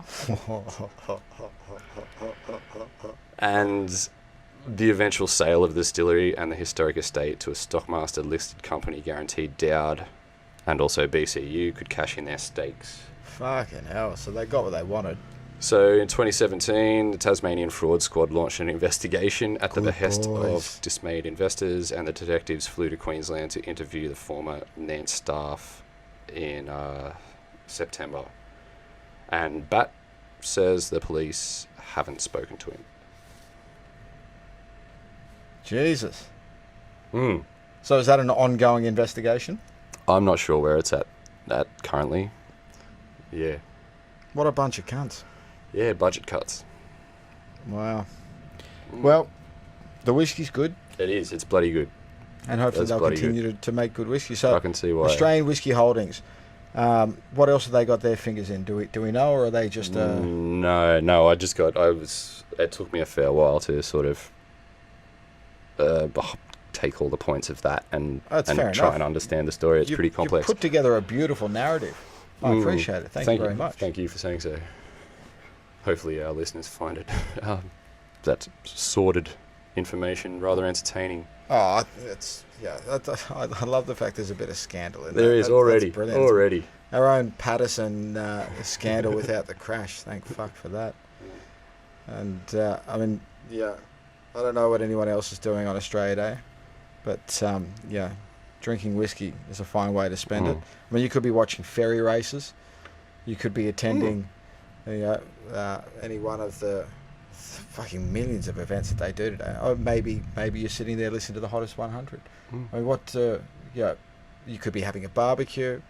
There's plenty of things that I've done over the years to celebrate Australia Day, but I think drinking whiskey is certainly one of my favourites. Speaking of, On to Helliers. really fucking looking forward to this. Damn straight. I mean, it doesn't even bear repeating. Anyone that's listened to this or watched it before knows that fucking, I'm a peat junkie, man. Give me my peat. Stop. Even if there's a little bit of peat, just give me my peat, man. Just, come on, man. Come on. Now, having nosed this Helliers, I'm noticing there is something. I can put them now all in the same family. There's something that links them all, isn't it? There is, yeah. What the fuck is it? But it's that weird, strange. It is. It's almost pungent. It's almost soapy. Is it? It's a high end. It's a top note. It is, but it's wide at the same time. Mm-hmm. Like it's encompassing. It has breadth. You know what I mean? Like it's.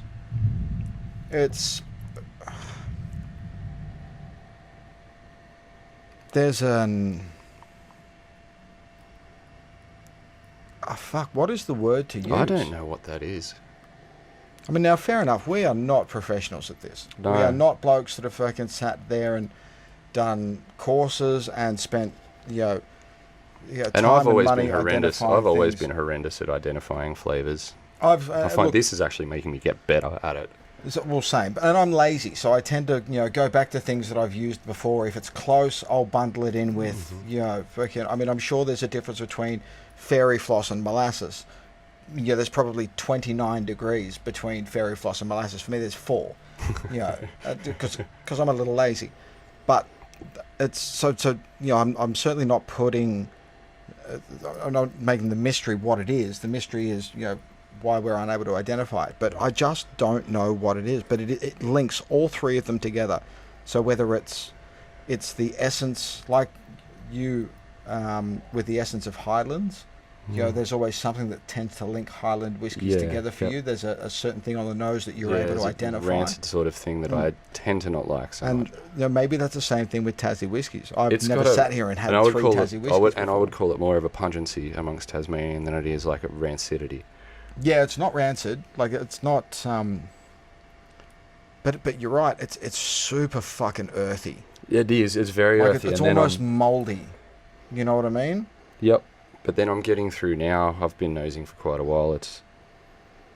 I'm getting a little bit of sort of candied citrus. So I'm going to go back to the McHenry because that hadn't had a lot of time to oxidate by the time we started. But yeah, it's not mouldy. Mouldy's the wrong word, but it's on that verge of Geez, that McHenry I want to say becomes dead flower, but that's what I find. It is like it's like decaying flower. It's just on the verge of decay. Decaying pollen or something. It's got that floral note with a element of. It's only underlying on the nand, but it's really prevalent. Prevalent in the McHenry. Really prevalent. It's one of its defining features, actually, of the McHenry. Whereas it's behind the nand. God, that's kind of gorgeous after coming back to it. It really is. It's beautiful on the nose. Yeah, that port and wood is. Yeah. Plus that Tasmanian element. Yeah, it's a really nice combination coming back to it. That's beautiful. It's like cinnamony and treacle and. Yep, it's really fucking nice on the nose. The nand. That's beautiful. It really is. That's beautiful on the nose. And then you come to the Helliers, and there's a. Oh, it's strange. Now, it's Helliers almost like a inland. non-food or a non. Yep. No, Helliers is up north on Burnie. Yeah, it's on a bay, but it is on a bay. Yeah, because there's a little bit of iodine in there. Yeah, it's just to the west of Devonport. It's about an hour and a half. Would you say northwest of Launceston? Because there's a little bit of iodine in there, not a lot. It's not maritime. There's no salt. But there's some strange. But there is solvent glue kind of smell. It's this underlying thing that seems to be. The deeper you inhale, Actually, you're right. There is a bit of a solvent thing to this. But it's like a floral solvent sort of. Oh, it's not offensive. Don't get us wrong in any way, shape, or form. It's merely, it's really different, and I'm wondering if it's the defining characteristic of Tassie whiskies. But we haven't done a Tassie episode before, and I've never sat down and really spent time analysing Tassie whiskey. I've tried a couple and really enjoyed them, but never tried to pull them apart like this. It's quite nice on the palate, though. It's got not a lot of peat on the nose. It really isn't. I got the peat from the bottle, but not. Maybe that's what that the solvent is. That the peat is so gentle that it's going down that sort of solventy pathway. Yeah, right. I mean, it's rather than being like a nice peaty slap. Admittedly, it's hitting the same parts of the nose and sinus that peat does, but. But it has an acetone almost kind of quality to it. There's a tiny sting to it. But it's beautifully smooth, going down. A little bit peppery in the mouth. Really nice sugars on the finish. It's got a nice sweetness to it, that. But anyway, bit about Helliers. It was named after one of the first European explorers to arrive in the northwest of Tasmania, and the distillery sprang from a bit of an unlikely source. Boutique milk cooperative, Better Milk, was established in 1956, and it now consists of over 30 farming families. Good on them. Looking to diversify, their CEO, Mark Littler decided if they could make great milk, they could probably make great whiskey. I don't see the parallel. I'd say that's an audacious claim. It's a fucking audacious claim. I mean, at the end of the day, the cows make the great milk. People need to put a lot of work into making great whiskey. Responsible for the diet of those cows. So in part, you are partly responsible. I don't think the correlation there implies causation in any way, shape, or form. Not at all. No. Yeah, Still I think that was a long bow cast by Mark Littler. So in 1999, and with a $10 million investment, they just put that into the distillery in Burnie and opened up a visitor centre in 2006. I like a distillery with a visitor centre. I love it. Love it. That's, I think it's an important marketing it is. tool. I said people are all about experiences these days. They really fucking are, man. And they're willing to pay for them. Yep. But the Hellier's Road has to be probably one of the most well-known distilleries in Tasmania. They export to 20 European countries. And they even have a specialty whiskey finished in Tassie's own Pinot Noir barrels. As well as they also obviously use traditional bourbon and port. That'd probably be quite nice. Know for a fact one of our good mutual friends, Cooney.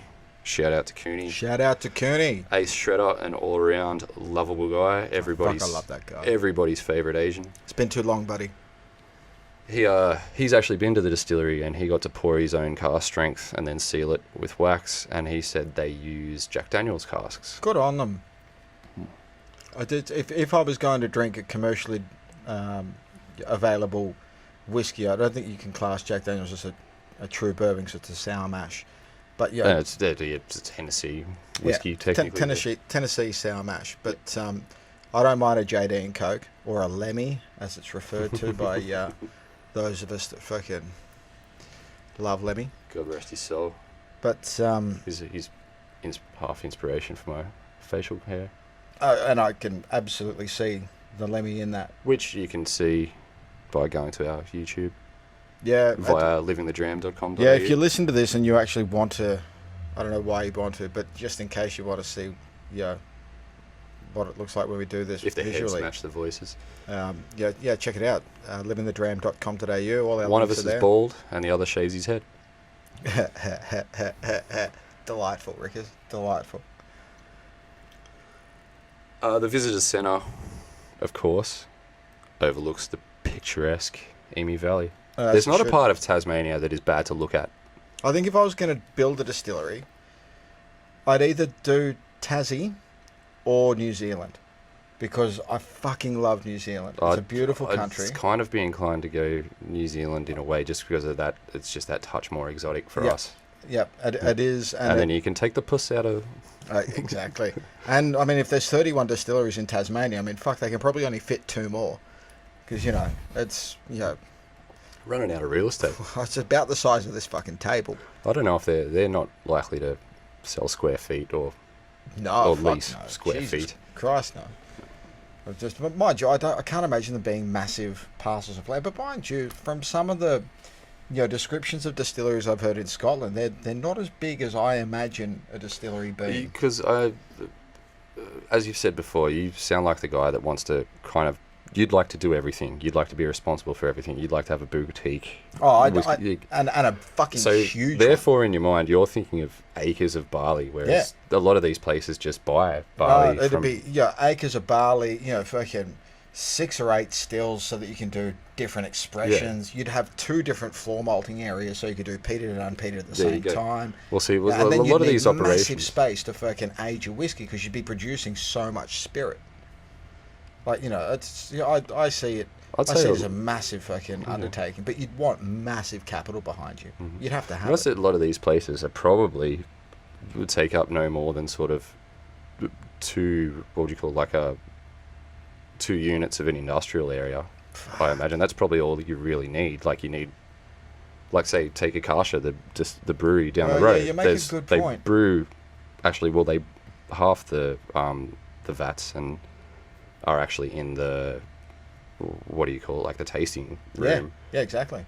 And then they've got their warehouse next door for kegging and canning. And it's a quarter of a city block. barely that. So depending on the type of operation you want to run, I'm an overkill kind of guy, though. You're a control freak. Yeah, it's true. That is true. Having said that, though, you would make a very good product. I believe my whiskey would be exceptional. One thing they mentioned on their website, which has me intrigued, the marriage of better milk meeting Hilliers Road. They make a mention of whiskey milk. What the fuck is whiskey milk? Yeah, I could not find much on it. I'm wondering if it's... Was it like a Bailey's Irish cream? That's what I'm wondering, because they do a cream. Because you make Bailey's Irish cream out of... Well, you make it out of whiskey and cream, literally. Yeah. I have a feeling that's what it might be, but they're calling it whiskey milk, maybe as a marketing thing. No, but if it's not, I'm Whiskey milk definitely going to try it. Irish cream sounds far nicer than whiskey milk. I mean... Yeah, whiskey milk sounds fucked, actually. Whiskey milk literally it brings up an image of curdled milk in my mind. Mm-hmm. Whereas this, I mean, look, they should... To be honest with you, I don't like the fact that they've got slightly peated on the bottle. It needs a touch more, I think. Because, for me, this isn't peated at all. Maybe maybe my palate's just not good enough to detect it. You love your high level of peat, and I am detecting the tiniest little bit, but it's... Yeah, I want the tiniest little bit more. I don't think it deserves to have the word peated on it. Now, yes, there is a touch of the flavour that approaches peat. Would you say it was more peated than the Springbank? Ooh. Yeah, but the Springbank doesn't call itself a peated... It's not like the Long Row. You know, it's not a peated whiskey. Yeah, but they do... When you do a bit of research, actually, yeah, there's no mention of peat on the bottle. No, none whatsoever. Or on the packaging. On the 18-year-old, it's slightly different. They do mention the word peat on the 18-year-old. On the 18-year-old Springbank? I believe so. Okay. Mind you, I haven't got a bottle of it. I merely read it on the reviews. Okay. But look, I wouldn't call this peated. I like the balance of it. Yeah, it is well balanced. It's smooth for a 10-year-old. Yeah, well. it is. It's really smooth for a 10-year-old. There's a nice complexity to it of medium level sugars and a medium bottom. It's not a vast between top and bottom. There's not massive depth to it, but there's enough to really appreciate it. Yeah. It's a really nice single malt. They're all unique. They are really unique, and I encourage anyone that hasn't tried Tassie whiskey before to definitely try them, because they stand alone in their rights. I mean, it's... I in particular, but probably the two of us, can be derogatory if things don't meet our very high expectations when we go in blind. But don't take it the wrong way. We're not trying to be dismissive of these whiskies at all. We're just trying to be open and honest and authentic about what we taste without too much emotion in it. Even though that's hard to do. I'm a pretty emotional dude, especially when it comes to whiskey. But I don't want to give them... I don't want to give anyone a bum steer, and I don't want to give an untrue account. It's so fucking subjective. But they're all really unique. Yep. They all should be celebrated as, pioneers in an industry that requires ballsy motherfuckers to go out and distill whiskey and then sell it. Regardless of fucking how good those early whiskies are, you've got to fucking sell your whiskey. Your distillery has to make money. It has to make enough money to keep producing whiskey. And it's so easy for us to sit behind a fucking table, behind a microphone, having never fucking distilled whiskey before, and go, wow, gee, and be derogatory of it. But these guys have got to put their heart, their blood, sweat and tears into the process, and then wait.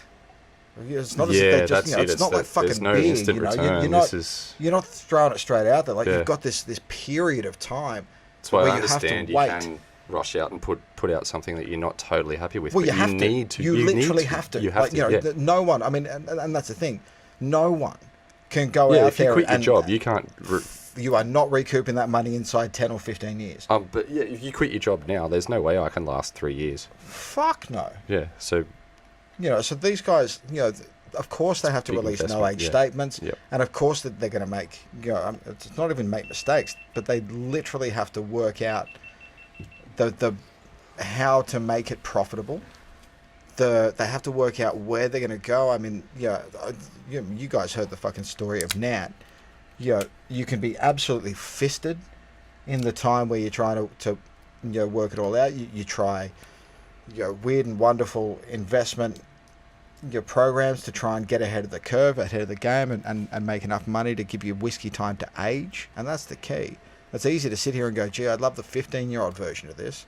But 15 years ago, the fucking distillery didn't exist. Mm-hmm. Yeah, so it's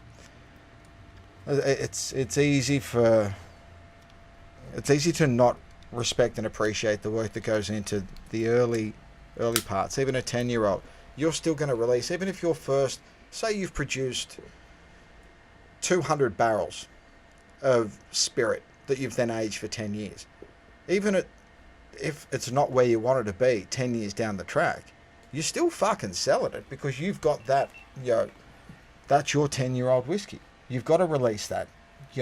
Sure, some of that stock will age a little bit more, but if you open your 10-year-old whiskey and go, well, fuck, I don't like this much, are you going to then sit there and take the punt and age it for another 2, 4, 5 years? Yeah. Or are you going to go, oh, well, Cut your loss and start blending it, maybe? Maybe we just, look, it's a lot harder than it looks. Mm. So respect to them all. I'm just very pleased that we get the opportunity to drink, Australian whiskey. And that it gives everyone else in Australia that's got the dream of distilling whiskey in Australia, it gives you something that to physically aim for. Fucking good on them. I really like it. I love the industry. I love the fact they're having a crack. And even though no 3 of these whiskies have jumped into my top 10 whiskies, there's not a single one of them that I wouldn't drink again. I'm getting a bit of that banana-y kind of... I've added a few drops of water. That's probably the disclose. next step for me. That's probably the next step. Added a few drops of water, and on the Helliers now I am getting sort of that tropical fruits, the bananas. I really wish I could identify whatever it is that underlying... We haven't come across it before. No, I'm literally unable to identify it. Literally and figuratively. I've added 2 drops to each. What did you add? I had varying levels, because...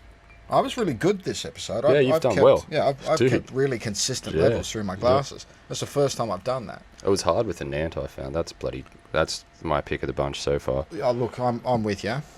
And I think it really suits our flavour profile the most, which is probably why we're both leaning towards it. Yeah, so this is, as far as expectation goes, the Helliers is left a little bit more. I expected a little bit more from it. I agree. But I don't want that to influence anybody else. It's still a really nice dram. I think if you picked up that dram without it saying slightly peated, you'd not be disappointed. Okay, I would be. I think my disappointment comes from the fact that I expected that peat influence. Especially with that on the nose. On the nose from the bottle. You're like, oh yeah, there's a little bit of peat there. That's nice. Yeah, but I don't think it's there once it's in the glass. I don't think it's there on the palate. It's certainly not there on the finish. And that's where I want my peat. I want my peat on my tongue. Yeah. As everything's fading away, that's where I love the peat to linger. The peat and the sugars. I love it in the finish and on the nose. But I think if you were to just give me that as a 10-year-old, I'd really like it. But you give it to me as a 10-year-old peated, and it's failed to meet my expectations. Yeah. I'm finding that there's something medicinal about it, and maybe that is actually like the lightly peatedness, which is throwing me down that dead old path that I used to claim about. I find them all slightly medicinal. Okay. I think there's something... I'm finding the Helliers more so. Okay, well, I've only just added a drop to everything. So back on the McHenry... All it does is soften the... It does. The Helliers, sorry. Well, I haven't gone back to... The Helliers, for me, just with a drop of water, tastes fucking exactly the same. It's just watered down. Yeah, it tastes exactly the same, just watered down. The McHenry opens up a little on the nose. It does. It seems to be squashing that pungency. Yeah, so and which allows those kind of higher notes to come through a little better. So there's a little bit of those tropical fruits in there, like a little bit of lychee. I might go with just a tad more, actually. Yeah, it's really light and sweet, but it's not honey. It's like light sweet fruit. So like not berries, but I think lychee's the best I can kind of come up with. There might be. It's definitely not berries. There might be the tiniest hint of like super young coconut. So no, I don't think there is. Let's move the pepper actually to the roof of my mouth now. Move the spice to the roof of my mouth rather than the tongue.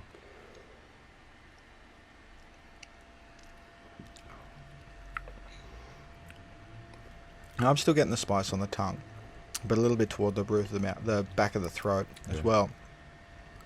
Look, the water, it brings the wood a little bit through. It brings the barley a little bit through as well, like the malt itself.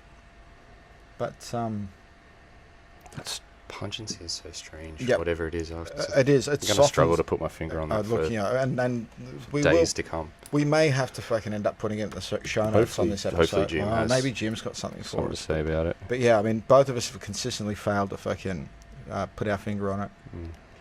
Oh wow, the Nant with a couple of drops. Oh, that's really molassesy, fucking thick syrup. Sort of golden syrup, Yeah. I said the colour was of golden syrup but earlier, you're right, but but now that golden syrup really comes through. Golden syrup seems to have it's got that bitterness. Yeah. In a way, it has that edge of bitterness to it. Like it's almost burnt toffee. Yeah, you know what yeah, I mean? yeah. So it's because it's had more heat to it, and so it's retained a little bit of that. It's almost like a good whiskey that's taken the char out of the bottle, out of the barrel. Yeah, yeah. So the golden syrup kind of takes the char out of the toffee. Yeah, so yeah. that's. Yep. Well done. So yeah, it is. It's golden syrupy with a drop or two of water. Those port notes have softened, but they combine better with the syrup, with the water in it. Yeah. And that pungency softened even more. So, I mean, I really like it on the nose with the water. Yeah, I don't know if it's benefited much on the palate. It's just diluted everything that I really liked about it, which was the wood and the port. Yeah, and it hasn't actually combined them. No, it hasn't. Which is a shame, but that's still a really fucking nice whiskey, and I really want to try the 12-year-old. I would love to see a 12-year-old version of it. Oh,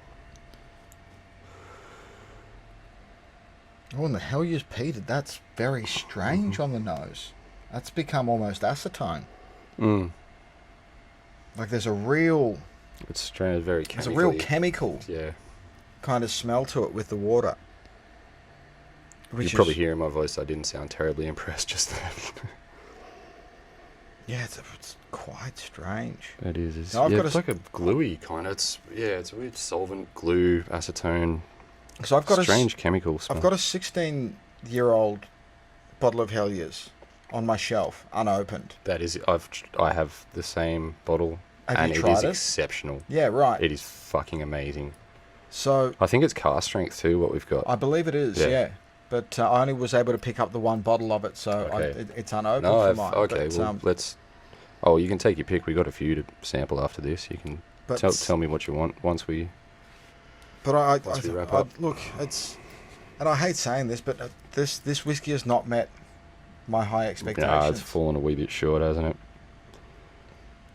Although it still goes down very well. Don't get me wrong, it's not a bad whiskey. I just had fucking high expectations, and again, that's me. Like this is the one area of my life where I don't fucking. My whole life motto is prepare for the worst so that all your surprises are pleasant. I'm the most pessimistic cunt that I know. I always see the negatives in anything. This is the one area of my life where I allow myself to have lofty as fuck expectations. And occasionally I get disappointed, but it doesn't stop me from having lofty as fuck expectations the next time, because whiskey just makes me incredibly happy. It really does.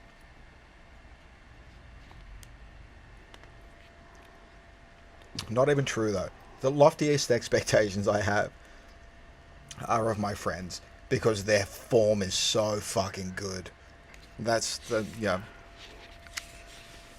shout out to all the people I fucking love the shit out of.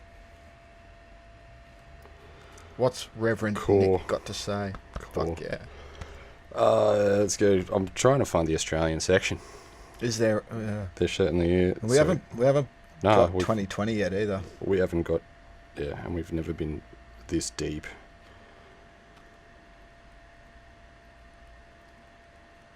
Shit. We've been pushed all the way to the back here. Australian whiskey. Australian whiskey. Fuck me. There's... Out of a book that is... Hang on. I love it. Probably... Now, this book is probably 30 mil? 20 to 30 mil? No, that's less than an inch. It's about 20 mil. So 20 mil? I'd say 18. So out of 20 mil, we're reduced to... The best part of 3. I'd say, 2 at the most. I love it how... I'll hold it up. You got the map of Australia, and then Tasmania Brilliant. has been enlarged because it is just so dense with goodness. So, McHenry, where are you? Where are you? LM. Oh, and he's not in here. No way. Unless it's under William McHenry and Sons. Oh, check W.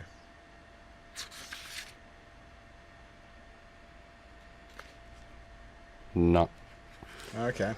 William, or Billy doesn't get a look in. But the reason that I jumped to McHenry first off is because I'd have to put that on What's the lowest rung of the... And I'd have to... whiskey we taste. Yeah. But I would put that on the lowest rung of the ladder here. So what are you giving it? Oh, man, that's not great, but not terrible. Probably around 7.4. Okay. So I've taken 7 off the table. Yeah. Well, then if we take 7 off the table, I'll go 6.8. Yeah, okay. That's...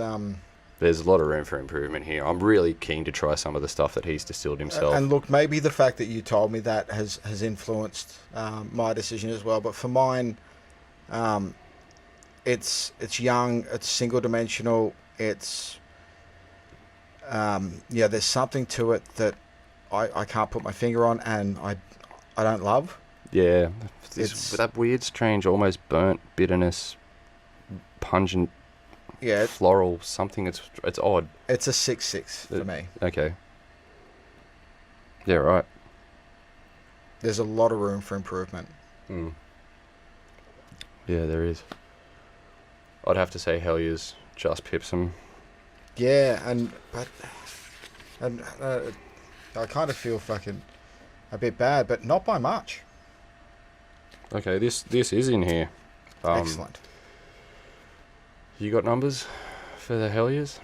Yeah, look, it's a 6.9 for me. It's close to a 7 because 7's safe, and 7's what I'd give it. It'd get low 7s if 7s are in the picture, but I think 7s are a cop out. Since They sort of are. They are tepid, aren't they? Since that comment, hearing that 7s are safe. If you take 7, then someone's got to either give it a full endorsement of 8, or no, this doesn't cut the mustard of 6. Yeah. And it's just... I heard a good thing actually akin to that is read all the 4-star reviews of something, because they'll tell you why it doesn't get 5 stars. Yeah, okay. Don't read the 5-star reviews because they're just a waste of fucking time. Yeah, fair enough. Yeah. They're lazy. Yeah, read the 4-star. Whereas 4 stars should at least tell you why they'll tell you why they didn't get 5. Yeah, 5 stars. Yeah, exactly. So for me, this just... Gee, fuck, man, I might have been when I think about it, I prefer this to the McHenry. And I was just going to instinctively go for a lower number. I think I've got to bump you down. Yeah, right. You're going down to a 6.2, I think. Wow. Yeah. So what did you originally give it? You gave it a 6... I said 7.4, didn't I? But then we wiped 7. But then we wiped 7, so you went with 6 something. 6.8. Okay. But now, no, you're going down to 6.2, and Hellier's taking a 6.8, 6.9. Okay. Yeah, I'm comfortable. I'm comfortable with leaving 6.6 and 6.9 for me because they're not far off the mark. Yeah, that's good. But they're not there. They're not there. It's just I can't. Something odd about either. I can't recommend someone else. Put either go peated or go home. Helliers. I'm sorry. Look, I don't like the slightly peated concept at all. Why? But that's purely personal. It's like this. It's like the essence, the slightest essence of peat, which gives it. It doesn't even give it a peat flavour. It just gives it. I think it's responsible for that weird acetone kind of. Yep. It's just for me. It's either. It just seems ingenuous. Mm-hmm. It's just I don't know what it is, but whatever it is that is there in these two whiskies, in the McHenry's and the Hellier's Road, that is there in such a lower proportion for the NAD. Maybe these guys need to be doing wooded expressions, but it just, I can't put them above things like the Ben Reacts. I can't put them above things like the Lafroigs. No way. I think 6.6 and 6.9 is fair. Yeah, sure. That's fair. So Reverend, Hellier's Road, slightly peated, aged 10 years. Soft cream toffee with the most genteel smokiness. How elegant is that? ... Question mark. That's what he said about the nose. About the tea, I believe tea is taste. Yeah. About the taste. A succession of melt-in-the-mouth sugars.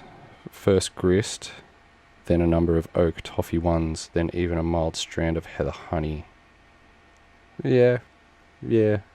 Fuck, he's generous, but he's good at this. The finish, long with competent oils and a slow build-up of phenols, giving both an early depth and a further length.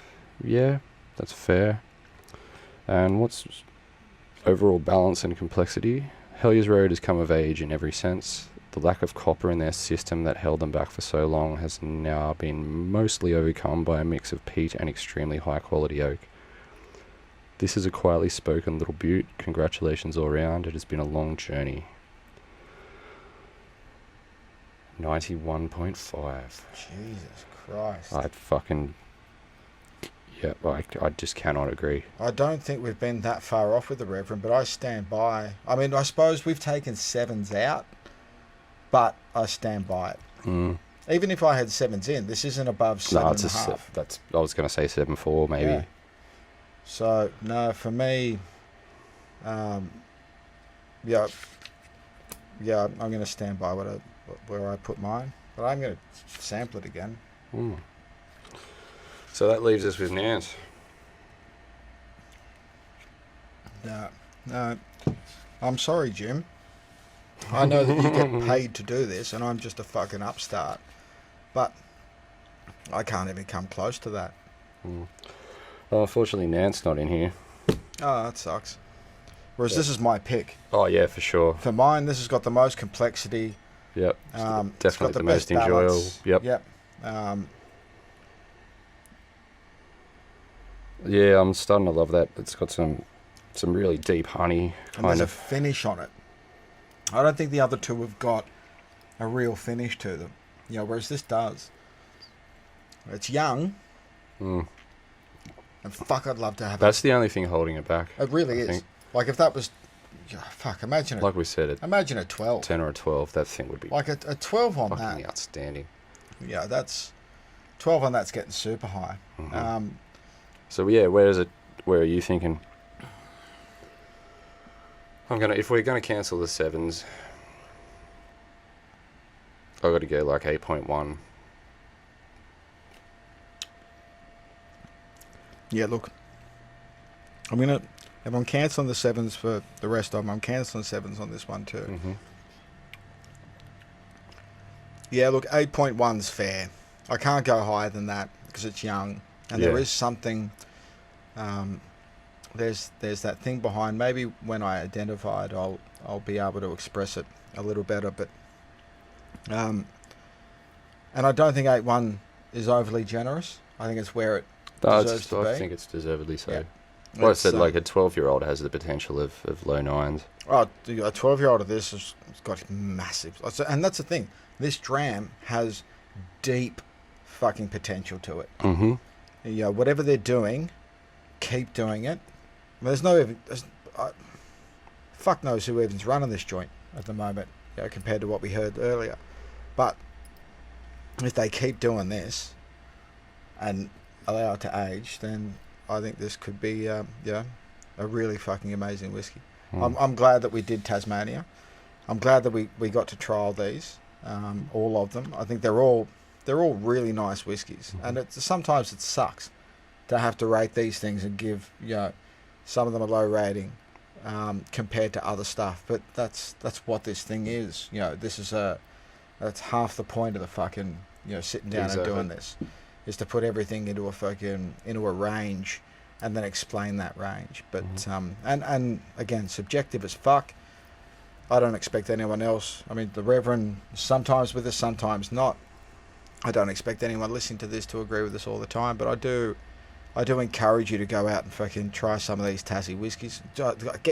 Get fucking balls deep in Australian whiskey. For real. Get balls deep. Well, there's some great stuff coming from the mainland as well that we'll get to feature later on. And we will. Look, I was tempted to kind of say, hey, let's not just do Tassie, let's do a spectrum for Australia Day, but no, I think Tassie deserves, as a region, I think as a region they deserve whiskey making in Australia.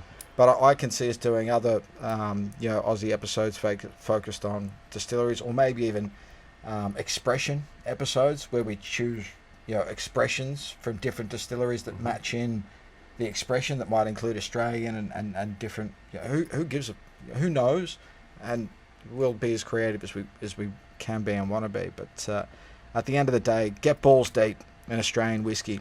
You support this burgeoning industry that we have. Local distillers, they're only going to make bigger and better things if we invest. That's it. Get your money in there. Give them the opportunity to build on what they've, because these are fantastic starting points.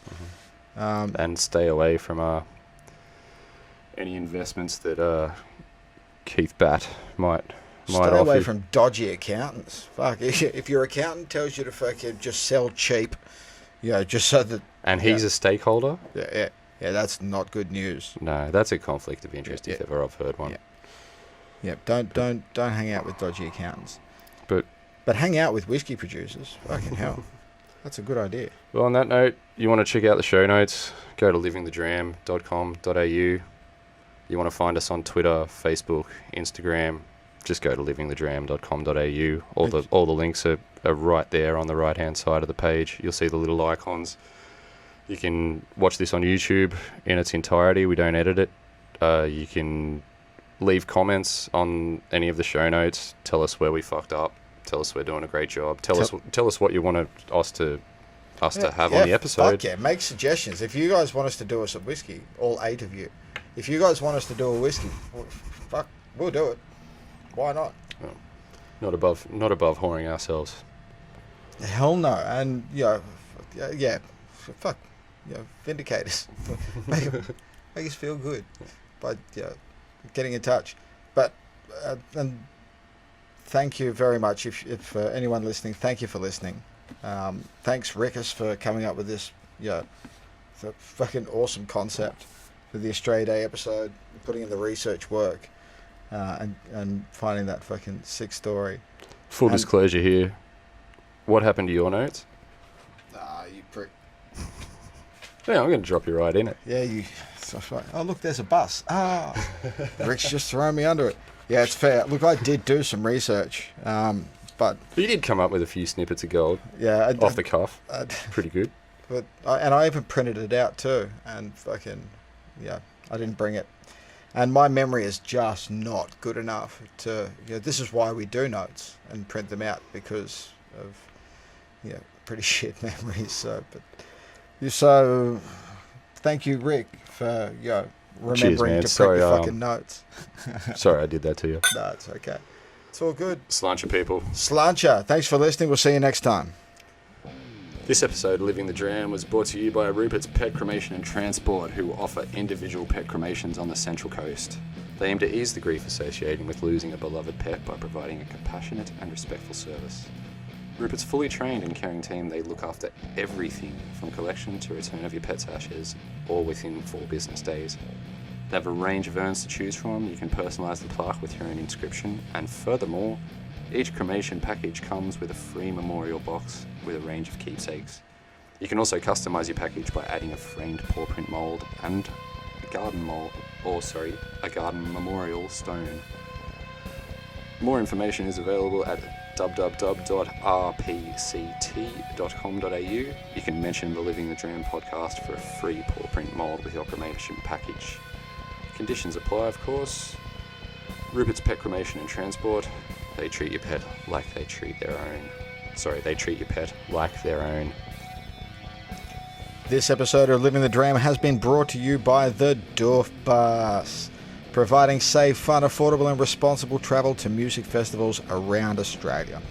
Do you love festivals but hate driving? I know I do. The Doof Bus has been safely carrying people interstate for 5 years and is much more than a coach journey. The Doof Bus is an environmentally friendly alternative to driving, and they're committed to reducing the carbon footprint of festivals, which is, the whole fucking point of festivals, isn't it? Exactly. The Doof Bus offers you an experience you'll never forget. You're bound to make new friends for life, travelling with a bunch of awesome, like-minded doofers. Rather than spending $100 plus, and I don't know about you, but last time I drove to a festival, I spent way more than $100. It must have been... You got a fully sick ute, though. It must have been $180 just on fuel. And it was a full ute, but still.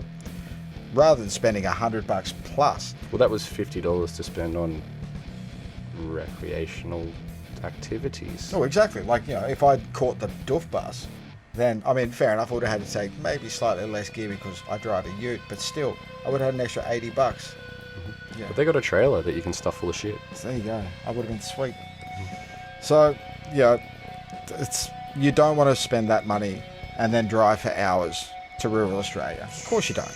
You're not an idiot. And then get herded like domestic animal into holding pens while you wait to get in. No, you want to be catching a coach with a professional driver so you can sit back, relax. Huh? The part that I love about this the most is you don't have to deal with the fuzz. Oh. You ain't getting pulled over. You ain't getting swabbed. You ain't getting breath tested. That is such a nervous fucking period of time.